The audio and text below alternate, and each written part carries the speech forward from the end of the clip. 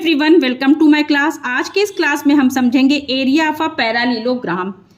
पिछली क्लास में मैंने कुछ प्लेन फिगर, स्क्वायर और रेक्टेंगल का एरिया और पेरीमीटर किस तरह से निकलता है एक्सप्लेन किया था। आज की इस क्लास में हम समझेंगे कि पैरालेलोग्राम किसे कहते हैं और इसका एरिया किस तरह से निकाला जाता है, इसके एरिया।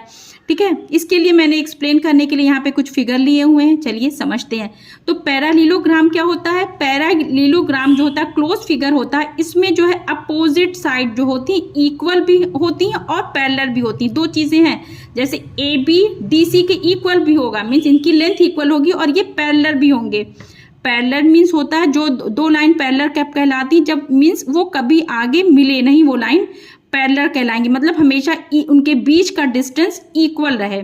तो इसी तरह से ए बी डी सी के पैरेलल भी है और इक्वल भी है, और ये opposite angle opposite side A D B C का पैरेलल भी है और इक्वल भी, इसी तरह से इस फिगर में भी है। ठीक है, तो इसका फार्मूला इसका एरिया निकालने का फार्मूला होता है area of a parallelogram equal to base multiply height. Base को बी और हाइट को एच लिखते हैं, means A equal to B into H. अब बेस क्या होगा? अगर आप इस फिगर में, इस पैरालेलोग्राम में किसी एक साइड को जो है बेस ले लेते हैं, जैसे कि हमने डीसी को बेस ले लिया, इसकी लेंथ क्या है 6 मीटर है, तो उसके अपोजिट वर्टेक्स से, मीन्स ये जो है इससे जो परपेंडिकुलर लाइन ड्रॉप होगी, मीन्स जो नीचे इस पे लाइन ड्रॉप होगी, मीन्स यहाँ पे 90 डिग्री का एंगल हो, वो उसकी हाइट कहलाएगी। मीन्स ये इसके वर्टेक्स से जो ये परपेंडिकुलर लाइन ड्रॉप हुई, ये इसकी हाइट होगी। ये हाइट नहीं कहलाएगी, एडी हाइट नहीं होगी, ये समझना आपको। एडी हाइट नहीं, इसकी हाइट क्या है? यहाँ से यहाँ तक ये जो एच हम शो कर रहे हैं, यहाँ पे एक्स मान लीजिए, ए एक्स जो है ये इसकी हाइट हुई।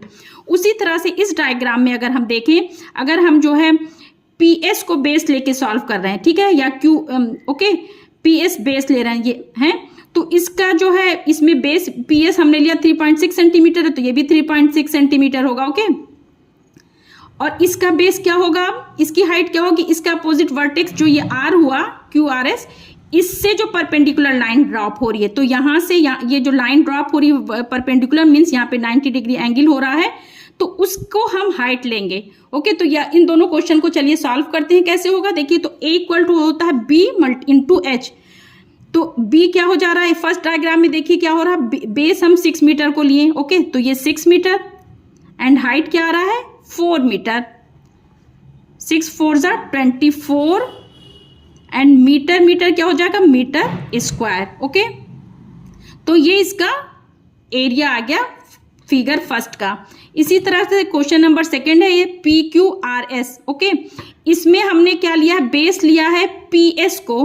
पी एस अगर बेस है, ये क्यू आर 3.6 सेंटीमीटर है, देन पी एस भी 3.6 सेंटीमीटर होगा, क्योंकि अपोजिट साइड इक्वल होते हैं पैरालेलोग्राम में। ओके, तो फार्मूला पहले क्या है देखिए, हमेशा ए इक्वल टू क्या होता है? B into H, base into height है। ठीक है, तो अगर हम बेस इसको हमने लिया 3.6 सेंटीमीटर, 3.6 सेंटीमीटर, हाइट इसकी क्या हो जाएगी? हो रही है 3 सेंटीमीटर। हमने बताया है ना, अपोजिट वर्टेक्स से जो परपेंडिकुलर लाइन ड्रॉप होगी वो उसकी हाइट होगी।